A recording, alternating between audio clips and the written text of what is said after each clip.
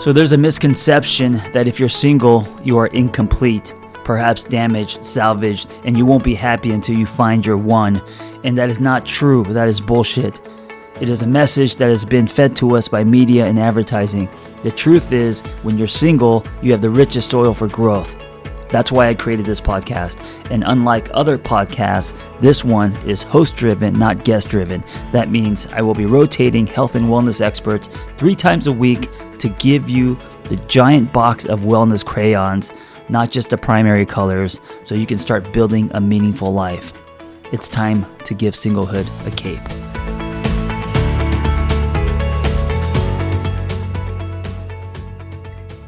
So I have my birth chart tattooed on my right forearm, and in Korean it says, trust your story. Or at least I think that's what it says, because I can't read Korean. It could say something like I'm an idiot. I have no idea. No, it says trust your story. Anyway, the birth chart was done by Millie, and she is someone I met years ago, and I met her when she was just starting in her astrology and coaching career, and today she is just a rock star.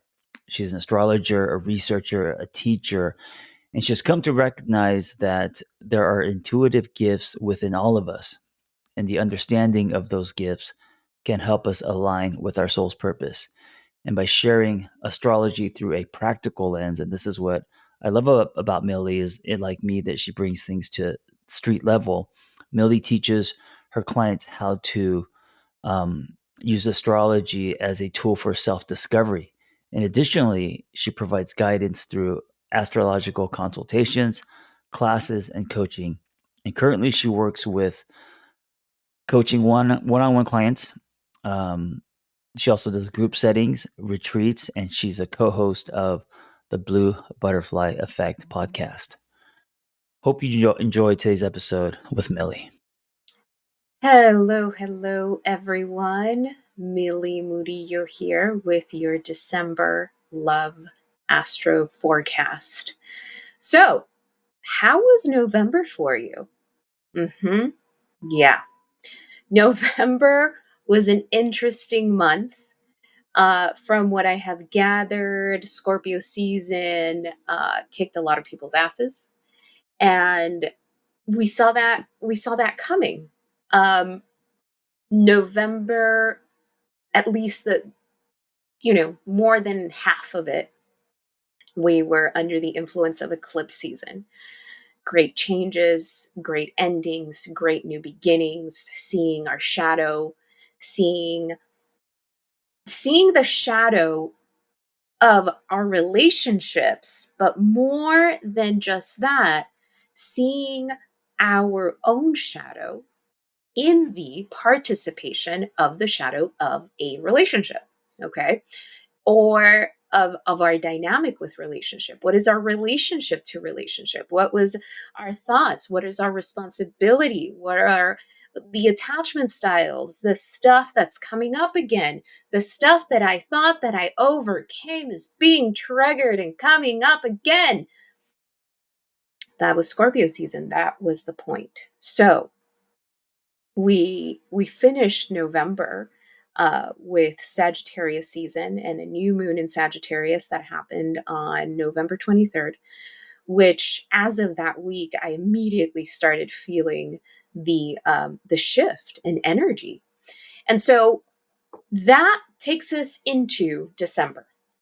So here we come from a very intense November that taught us a lot. And I think that for a lot of us, we're still, perhaps some people are still processing the really big, heavy lessons that November brought. But I think that more than just processing at this point, the beginning of December presents us with opportunities to speak our truth that is now a truth that has come from the very heavy experiences we had in November. There was an awakening of some sort. There was an awakening. There was definitely a little bit of a I don't know, the soul went through something, a little bit of a dark night of the soul in November. And it was important. It was absolutely necessary. It was kind of a check-in point. It was the cosmos saying, okay, here's all of the stuff that you've learned, right? Especially in the last 2 years. All of this stuff. You know what it's called, right? You know what your love language is, you know what your attachment style is, you know what kind you know what your triggers are, you know what they're called, you know all of the things.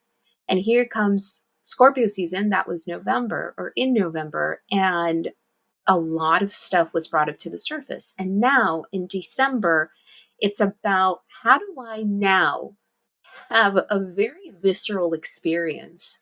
Um, how do I take that very visceral experience that Scorpio season brought me and begin to integrate it in my relationships come December? Okay, so December presents us with the opportunity to speak our truth, right? Like I mentioned, and this is a truth based on all of the stuff that we experienced in November.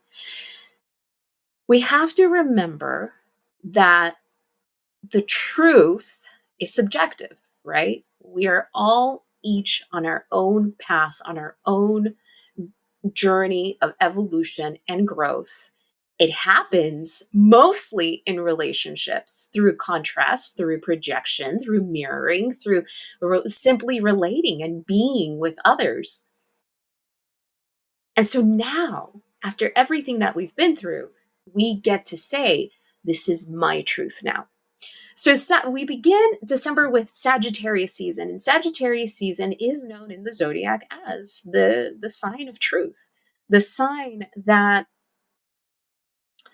the sign that is not known for having much of a filter. I have had uh, many Sagittariuses in my life, and one thing that I do appreciate from them that I've learned is that it's okay to speak your truth. Now, one of the things that we want to be mindful of with Sagittarius energy is that just because this is your truth doesn't mean that it has to be the truth for someone else. So, on the one hand, Sagittarius reminds us that we don't need permission to speak of where we are now, of where we've been, of what we desire, of what we want, of what we think. We don't need permission to do that. Now, on the flip side, we also can't expect to be right all of the time. And not only be right, but expect for others to take in our truth and make it their truth. And that is the only truth that, we're going to function from. So this is really interesting energy because what I've noticed in my own practice, whether it's doing just astrological readings or working with my coaching clients one-on-one, is that more and more people are coming into their own. They are accepting their desires. They are saying part of living a truthful, genuine, authentic life is that I'm accepting what I desire in my life, that I am accepting that and nothing less. And that I am going to express that to whomever comes into my path, right? And so, this willingness to look at life from a greater vantage point and not just from the current circumstance. So this is really important because if there's one thing that Sagittarius energy teaches us is that we need to look at the big picture. Sagittarius is a sign that is ruled by Jupiter. Jupiter is the planet of expansion. Jupiter is the planet of seeing the big picture. And so it's interesting because especially when we're dating, right? And if we haven't had very good experiences. And so with enough experiences that aren't pleasant, we might just look through that lens. Well, dating is trash and people are trash. And I'm tired of the apps and I'm tired of we can very much step into the space of looking at life and the potential of finding love through that lens. And so Sagittarius season is inviting us to say, wait a minute. This is what you're experiencing now. And if this is what you're experiencing now, can you take a step back and take a bird's eye view of how big life is? And can you take a step back and look at how big the world is? And can you take a step back and realize that there are more people out there than just your type? Can you perhaps take a step back from the list that you've created, that people have to meet each and every one of these things and explore? Because Sagittarius is also the explorer of the zodiac, right? So here we are in a month where we're still trying to mold this new truth that has come from the depths of our soul in November. And so December presents us with the opportunity of playing. December presents us with the opportunity of being curious. Sagittarius is the philosopher of the zodiac. It is that student-teacher dynamic of the zodiac. Sagittarius reminds us that we are eternal students of life. One of the things with Sagittarius energy, uh, and this is especially true for anyone with a Sun or Venus in Sagittarius in particular, is that those energies tend to feel that if they commit into a serious relationship, that they lose the freedom to explore and see what else is out there. So that is the shadow part of Sagittarius energy, the fear of losing freedom. Now, when we lean into the healthier expression of Sagittarius energy, we understand that we can be free and be in a committed relationship, whatever that means to you, but that it doesn't mean that we lose our freedom and that we can still explore. So Sagittarius energy, again, after a heavy Scorpio season, is reminding us that freedom is absolutely necessary in relationship dynamics. And again, freedom, the definition of freedom is also subjective. It's also subjected to each individual and then to the dynamic that they build together in a relationship. So that's a good introduction to Sagittarius energy, and that kind of extends through most of December. Okay, so I wonder what's coming up for you as I say these things, especially the notion of what is your new truth. What is your new truth around relationships, the relationship that you have with yourself? Can you take a step back and look at the bigger picture? Um, can you take a step back and look at the bigger picture of what has been, where you are, and the possibility of what can be? Because Sagittarius is also the sign of optimism. And this isn't blind optimism. This isn't just pretending, oh, well, you know what? It's okay. I'll just try it again and not pay attention to what has happened in the past, not pay attention to the lessons that I'm meant to pay attention to. This is optimism based on a greater sense of self, based on a much more genuine connection to your soul. So, this truth needs to come from a very, very honest place within you. What do you want? And what do you long for? What does your heart desire? What is your soul desire to connect with and feel? And if you have a list or if you have a type that you normally date, does that even fit anymore? Because one of the things that we're being asked to do, especially as we head towards the end of this year, is to really check our stories. Check the stories that are revolving around your head and ask yourself, is this a story that is still relevant to my life right now? Right now, in this moment. Now, this can be, let's say that you're newly dating someone and your stuff is being triggered because stuff is triggered. Can you be kind to yourself and say, okay, shit, yep, there I go again. All right, let me take a step back. Let me take a breather. Let me be kind to myself and remember that this is a part of me that is, that sometimes just goes off. Okay. Can I take a step back and ask myself if this story is true for me now? Is it actually real in the dynamic that I'm having right now with this person in front of me? Or am I perpetuating something in anticipation of getting hurt so that it doesn't hurt so much in the end?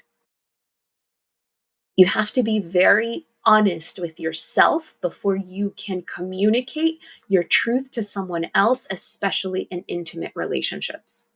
And the reason for that is that our words can express something, but the energy and the intention behind them matters probably more than the words themselves. And I think that we forget that.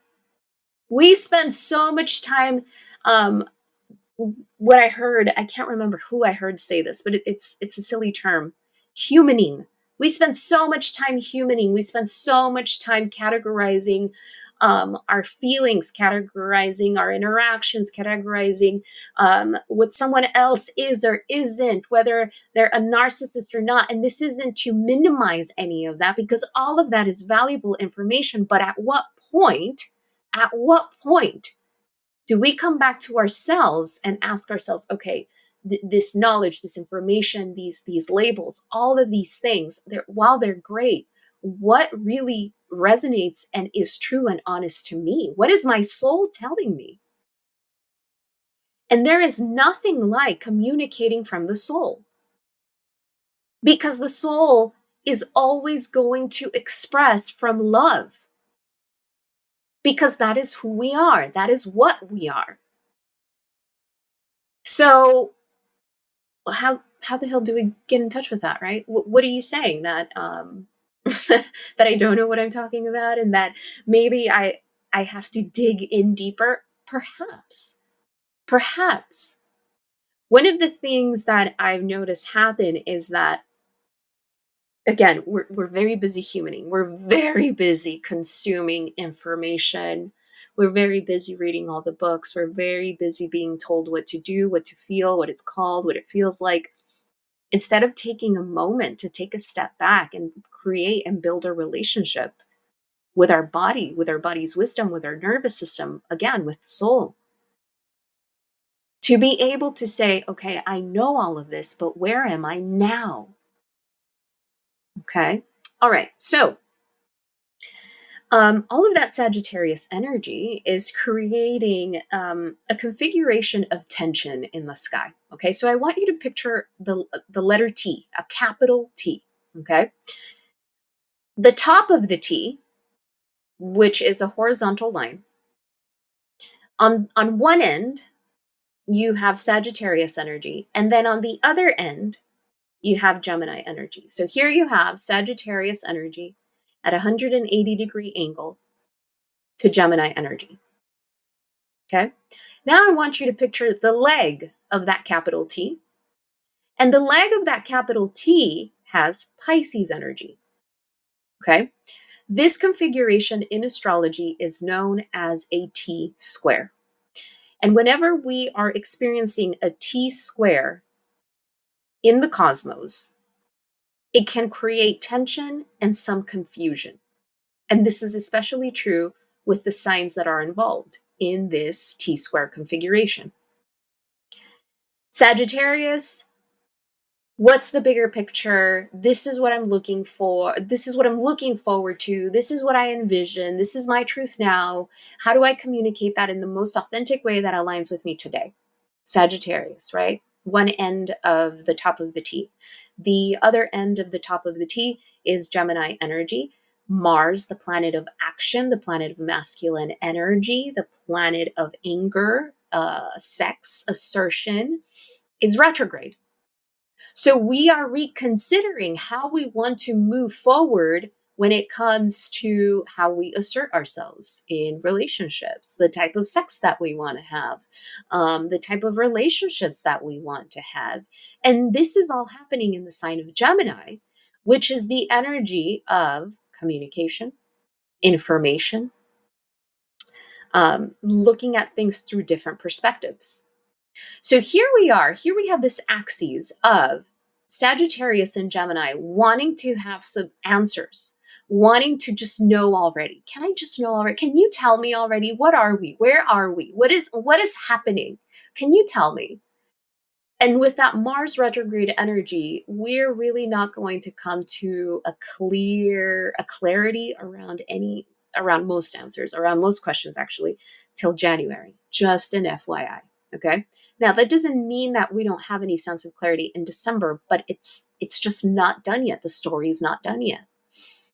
Okay, so now the leg of that capital T is Pisces energy, and this is Neptune and Jupiter in Pisces. This is energy of nebulosity. This is energy of potentially looking at life through rose-colored glasses.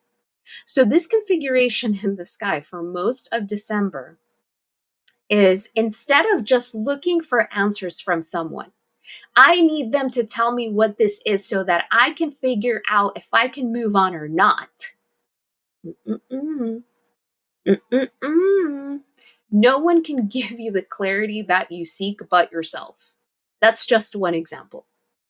I need them to um, I need them to agree with me. I need them to see things my way. No, they don't. And no, you don't. You need to let people be. You need to give them space. That Mars retrograde is asking for space.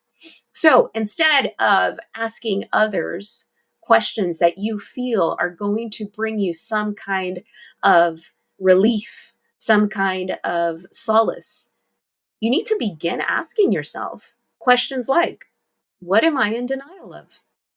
Am I in denial of something? Am I in denial of what that person can actually provide and give me?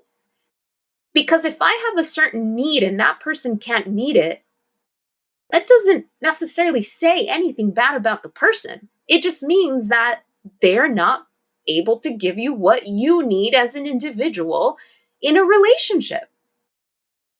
And the ability to be able to distinguish these things is incredibly important. Another question that I invite you to ask yourself is, how is my lack of boundaries affecting me? How has my lack of boundaries affected my relationships in the past? Um, One more question that I invite for December, especially with this configuration, is, am I putting someone on a pedestal?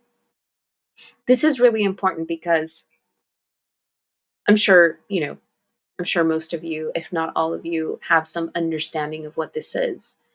And again, we put someone on a pedestal when we expect them to have, again, answers that we feel we need in order to somehow make a decision or move forward. When the fact of the matter is that that's not the case. We can make a decision about how we feel and how we want to move forward with an interaction without needing to wait on someone. As soon as we step into the space of, I need them to tell me so that I know what to do, we're giving our power away. And so, what is the point of having been through everything that you went through in November with Scorpio season if you're just going to continue falling into the same space? So, do you understand how establishing this truth, like I mentioned earlier, is still taking form? Because far more than just asking questions of someone else, making someone else see something that you see but they don't see, and wanting them to do something first so that you can then act. No, you're falling into the same patterns, and then you don't have a truth. You have a codependency.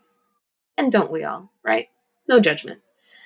Um, so before you go and seek answers from someone else, because this configuration, this T square that I talked about, has the potential to do that, has the potential to make us project onto someone else our own doubts, insecurities, anxiety. We need to be asking these questions of ourselves first. Okay. So a few more notes that I'll leave you with. Be mindful of opposing views. What is true for you is not necessarily going to be true for someone else. And you have to accept that, Because when you do, you actually become empowered to nurture and develop your own truth. So, the first 2 weeks of December are going to present opportunities to have opposing points of views. They just are, because we need that contrast. We need that contrast to see where we are in a particular relationship with someone else. We need to be open to that contrast potentially pointing something out in us that we may not see in ourselves. Because remember, Sagittarius season cares about truth, but sometimes if we lean into the lower expression of that energy, um, we just want to be right. Well, this is my truth, and I'm right, and you're wrong. That's you putting yourself up on a pedestal. And what happens when anyone's up on a pedestal? You fall, and you fall on your ass, and you fall hard. So instead of seeing opposing views as something bad, as they don't want me, can we view it as an opportunity to learn? Because the first 2 weeks of December definitely, like I said, present those opportunities, but the cosmos don't present us with anything unless it's to learn something. And if the Sagittarius Gemini axis of the zodiac is the axis of knowledge, we need to be curious in order to accumulate new knowledge. John says this all the time. He says, be curious before being judgmental. And so, can we be curious even when someone doesn't agree with us, or when we don't agree with them, or when we don't hear what they have to say, or when we can't accept where they are on their journey? And can we be curious? And that doesn't mean that you go and ask all the questions, because remember, with Mars retrograde, people want their space. Can you be curious in that, okay, this person is needing their space, they're taking their time, being curious in receiving answers when they will come? Can you be curious within yourself? Can you sit in meditation and see what your soul has to say? Sagittarius season is giving us the opportunity to think of life and relating from a much more expansive viewpoint. Because at the end of the day, we are each spiritual beings having our own human experience. And that is independent of what we may desire in a relationship. And when we are in a relationship, each person is still on their own journey. So to me, this December, I think it really takes us through a different kind of awakening. I don't think it'll feel as heavy or painful as November did. But I think that, again, we're being given the opportunity to look at life from a larger lens so that we can grow and expand, so that we can release the need to be right, so that we can release control. Because anything that we think we control ends up controlling us. Think about it. When you want to control something or someone, that shit never leaves your head. You're constantly thinking about it. Why aren't they calling me? Why aren't they saying this? Why aren't they doing this? That's exhausting. And so, with that T square configuration of Sagittarius, Gemini, and Pisces in the air, the tendency for that is there. Now, let's say that that is what's coming up for you. Okay, let's say that that is what's coming up for you. How do you hold it? Can you hold yourself in that space and say, okay, this what's coming up is being is being triggered by this interaction, but does it really have to do with that person? And no, not necessarily, right? So, what is it saying about me? What is it saying about where I'm at? And am I ready to really hold that relationship that I say that I want right now in this moment?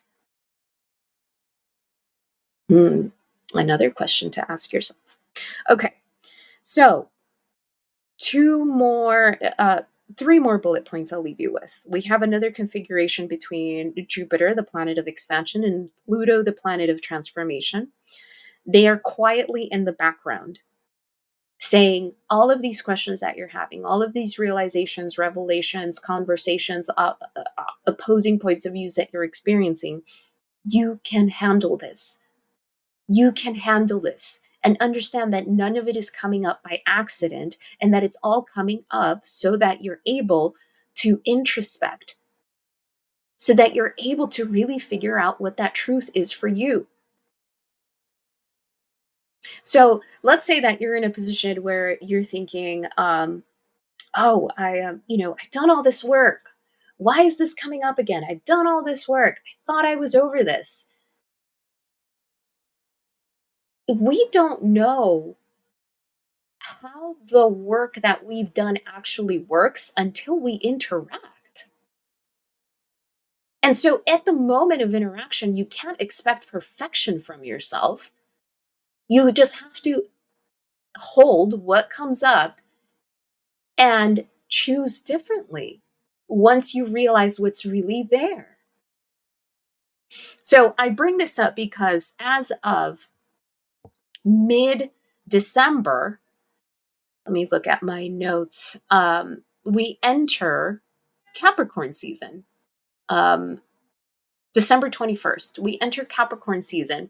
And one of the things we want to be mindful of during Capricorn season is the aim for perfection.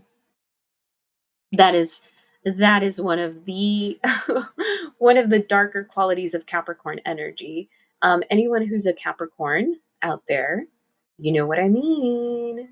We expect perfection from ourselves, therefore we expect perfection from others, and we have a very clear definition of what that perfection is.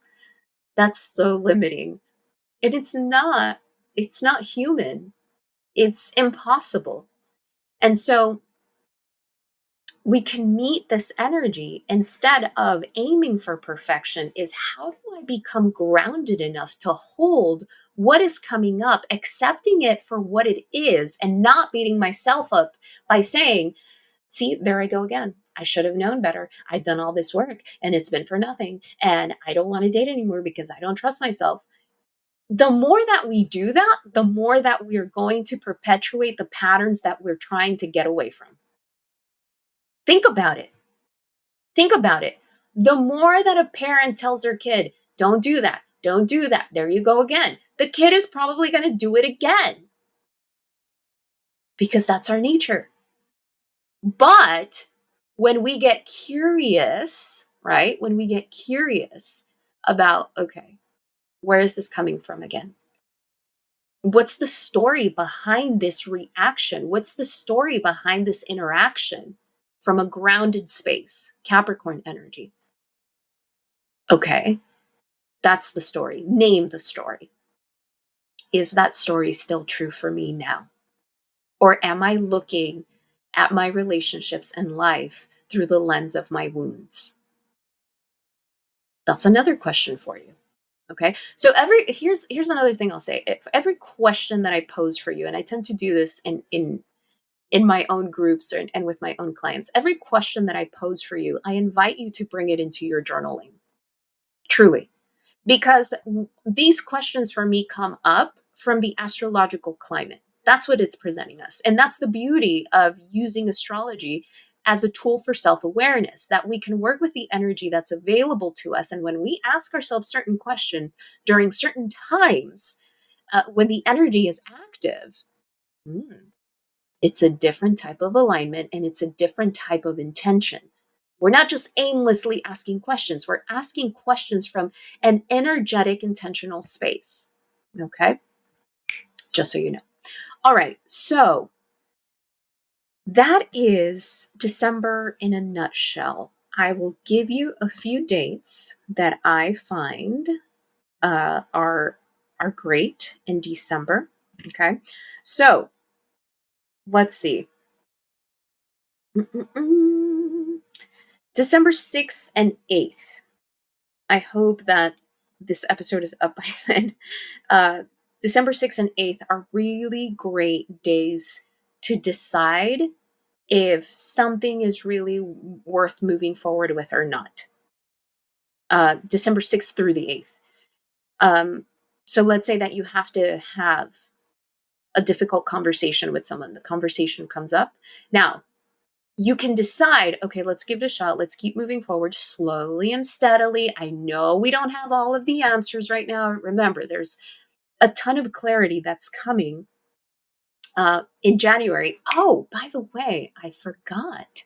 We have a Mercury retrograde in Capricorn in December. Of course. How could I forget that? So, not only are we going to end 2022 and begin 2023 with a Mars retrograde, but we're also going to begin it with a Mercury retrograde. And we have a Mercury retrograde in Capricorn as of January 29th through January 12th. No, 18th, sorry. So we end the month and begin the next month with 2 planets retrograde. All that tells us is that we need to take things slowly because this story is not ready to unfold yet. And more than that, you're not ready to receive what you want just yet. So what does that mean? Ugh, I have to wait. Ugh, I have to wait a whole another 4 weeks. So what? I'm just going to sit down? No, you have the opportunity to introspect and ask yourself those questions that I posed for you earlier. Be intentional with your growth. Okay. Now, let's see. December 16th through the 22nd, beautiful energy to socialize, to go on dates, for parties. December tends to be a month of a lot of holiday parties, and those days, chef's kiss. Beautiful, beautiful, fun days to really enjoy with people that you like and care about, and be flirtatious and be fun, right? Just because the month is what it is, and I'm posing some pretty heavy questions for you, doesn't mean that you can't have fun. The 16th through the 22nd, really great days for first dates. Okay. Now, it's interesting because 2 days that are actually really great for dates, and some people don't spend holidays with family or Christmas. Some people don't even celebrate Christmas. 2 other great days for dates: December 24th and 25th. So Christmas Eve and Christmas Day. Beautiful, beautiful days for that. The energy is fun, is lively. It's a few days before Mercury actually goes fully retrograde. So what do you want to do with that, right? Another great day that I didn't list here, but I'm looking at my calendar, is December 19th. Oh yeah, it falls within that time frame. December 19th, it's a Monday, but the moon is in Scorpio and it's creating a connection to Venus in Capricorn. So this is interesting. This doesn't give me first date vibes. That doesn't mean that you can't have a first date. If it is a first date, this is very, very sexy. The moon is in Scorpio, Venus in Capricorn. Some what do you call it? What's the word I'm looking for? Leave something to the imagination. This doesn't mean you play games and you're playing hard to get just for the sake of it, but leave something to the imagination, right? If this isn't a first date, this is a really beautiful day to connect with someone that you have been seeing, or with a significant other. The moon in Scorpio gives you the opportunity to have a profound conversation. And Venus in Scorpio allows you to do it in a very grounded, honest, and transparent way. Okay. So I leave you with that. I hope that this is helpful. I hope that you enjoy it. For those who have been waiting for me for those mini readings, please don't think that I've forgotten about you. I haven't. I thought about it till after I recorded that last episode. November, December, and January are actually my busiest months because I'm doing a ton of readings for the year ahead. So I have not forgotten about you. I promised you a mini reading. I'm going to reach out to you. You'll get a mini reading. Um, but for those of you who are interested to booking what I call a looking ahead forecast, it's a 75-minute reading of the year ahead. I do a deep dive month by month and do a reading based on your chart. It's not a general reading, it's a reading based on your chart. And I've picked out some really interesting aspects and energies for the year ahead. And I let you know exactly how that works for you. I love doing these readings. The people who get these readings, some have been doing that for a few years with me. They really enjoy them. It helps them set intentions, especially around love. Next year, FYI, next year we're going to have Venus retrograde in Leo. Venus, the planet of relationships, Leo, the sign of love. It's going to be an important year in love and relationships because we are also going to start experiencing eclipses in the Aries Libra axis of the zodiac. That is the relationship axis of the zodiac.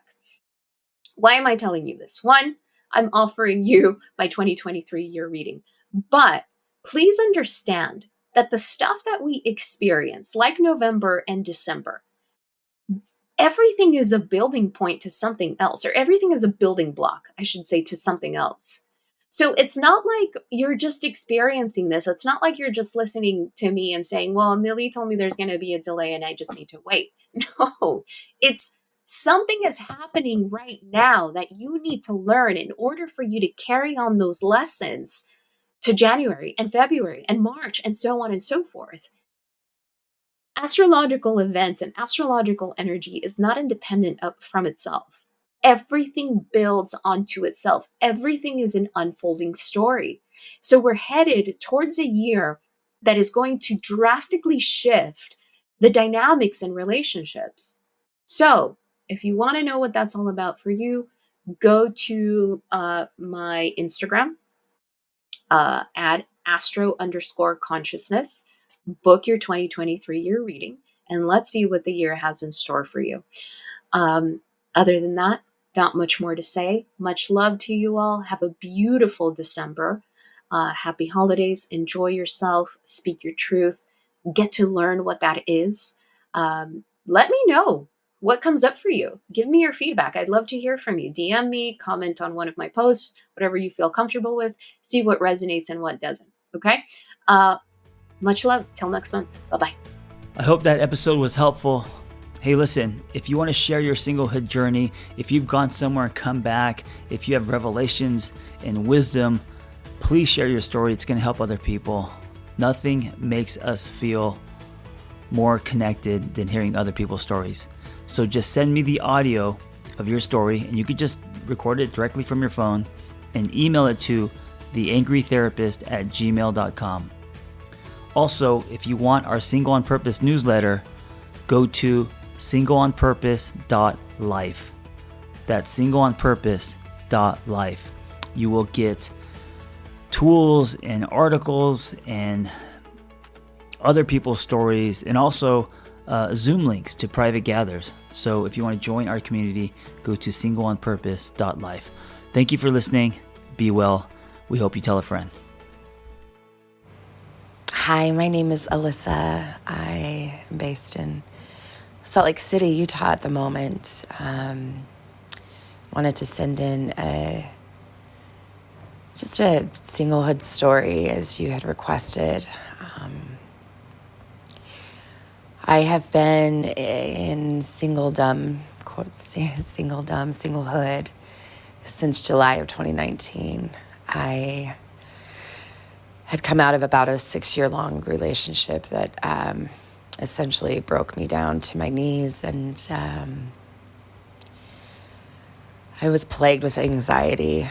I remember hearing this specific music one afternoon, and it turned out to be very much a meditative style of music, and it brought me to the floor where I was just kind of instantly doing some sort of a meditation. And at the time, I didn't even know I was doing it.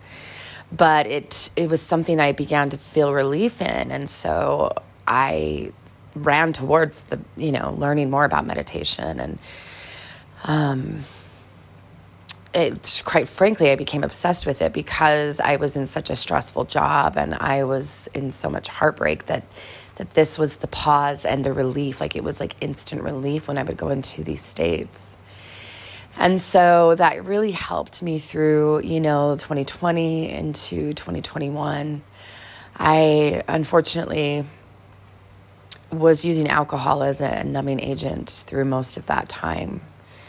Even though I had this, this really beautiful practice I had learned with meditation, I also was using and abusing alcohol to combat, the pain and the loss. And just a lot of the really unhealthy beliefs that I had created from my relationships. I lost my mother in 2021, which led to me furthering my addiction into drinking. And that year I was in a very bad accident in which I nearly lost my life due to the fire the car caught fire. So as you can imagine, that's a rock bottom, right? And that was 2 years after I had become single. The point here is that I wasn't dealing with anything. But in the back of all of this chaos, there was my meditation practice. And it always stayed with me. In fact, in 2020, I was certified to become a meditation teacher. And I really believed that after my accident, when I became sober and I had to face the loss of everything because of that accident and because of my choices, I really relied upon my meditation practices. And I decided after my accident that not only was I going to go without drinking, but also that I was no longer going to be inviting anyone into my space, either unconsciously or consciously, that I knew wasn't going to be good for me. I had, I really, as I mentioned, lost most of my life in losing where I stayed. I was between jobs. I moved into my sister's place for about 4 months. I was waiting for my new place to be ready for move-in. It was under construction at that time. And when I moved in with her, I was probably at my lowest. I had no money. I had no home. I had no car. I had just a really bruised up internal world as well. And once I surrendered to that, once I surrendered to the fact that I had nothing, I had no power, I just told myself to do what I could do. And that was to just apply for jobs. It was to just sit with myself in a sober state in meditation. It was to journal. It was to try to move past all of the pains from the previous few years. And not even move past the pain, but move through the pain very consciously. And I ended up, within weeks, I was offered just the most incredible opportunity with Business Insider. I do the technical recruiting for them now, and I've been with them for this last year and a half it's been now. And once that income started to come in, of course, we all know that makes such a difference. That was able to give me the opportunity to begin planning for my future again, to give me, stability where I wasn't depending on anyone else. And I, again, just continued to work on that internal world of mine and remained completely focused on that. And December of last year, I moved into my dream place downtown Salt Lake City. It was just literally a dream moving in. It was gorgeous. I didn't need a car. I could walk everywhere I needed to go, including the meditation studio that I've been teaching at for almost 3 years now. No, I take that back, almost 2 years. Anyway, I just continued to keep my head down. I continued to do that internal work.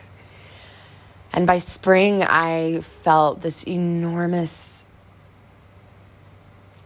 I don't even know what the word is, just this beauty that was coming from me, from the within, on the inside, and just such a peace that I have not ever had, even in my childhood, just this peace and joy, sheer joy of, not being attached to anyone or anything, and thriving in my independence and just falling in love with myself.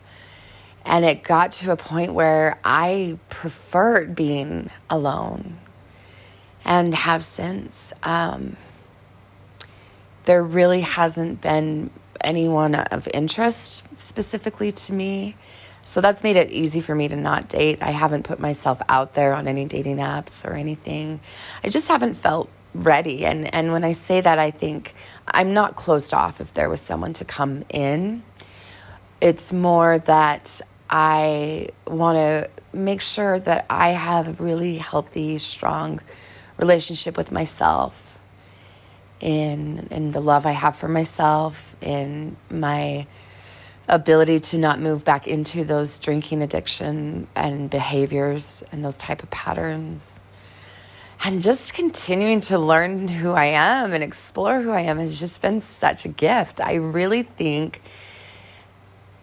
I know in my core that this is something I wish more people did get to experience. Obviously, the first few years of that nearly killed me. It was torment. It was torture. It was the hardest thing I think I've ever gone through, was having to be by myself, sit by myself. And that's why I moved into the addictive behaviors, into the alcoholism, and numbed out so much.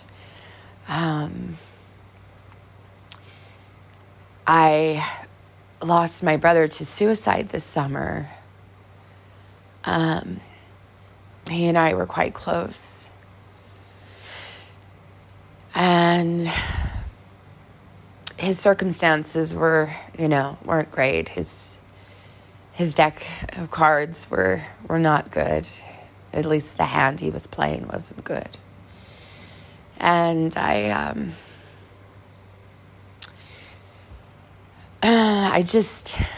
wish that maybe he could have had the opportunities that I've had to get to that really dark place, but see that there's hope and opportunity, and that you independently can make miracles happen if you really just surrender and have faith and get to know yourself. I don't know where life will take me. I don't know if I'll at one point end up again where I was with no one or where to go. I mean, obviously I had this gorgeous support system of my family, but I just think that being single and having this opportunity to be independent 100% on my own is truly the best gift I have received in this lifetime. And I have been amazed time and time and time again at the goodness that I have experienced in my singledom. And we are just ingrained, we are programmed, we are led from the moment we arrive in this world that we have to have a partner. And we're not a person or a whole human unless we have someone with us. And I have experienced the opposite, and I know that came from unhealthy places. And so again, my vow to myself was, I will love myself, I will explore my pains, I will explore what I need to not fix, but I need to explore. That didn't make sense. I need to explore the things that I feel I'm lacking and find ways that I can fill that within myself. And if I can do that, I think I can then bring in healthy relationships, and I won't have to move back into patterns. And if I do, because I know that relationships do expose that rawness within us, I know that I will be able to see those flags, so see those patterns within myself, and have the strength to say this isn't working for me. And I know that I would have that strength because I've experienced my strength in the most difficult of times in the last few years in my solitude. So if that can be a story of hope for anyone or anyone that is nervous, I'm telling you, let me tell you something.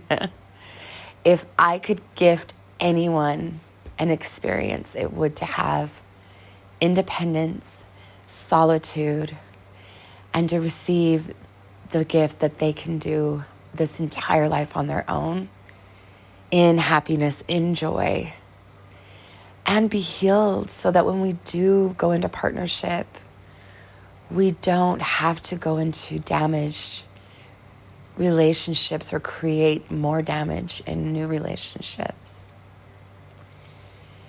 Anyway, that's my story.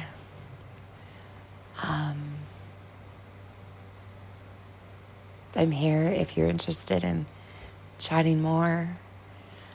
I also just really want to express that my meditation practice and learning breath work, obviously moving away from the substance abuse and getting to know myself is what got me here.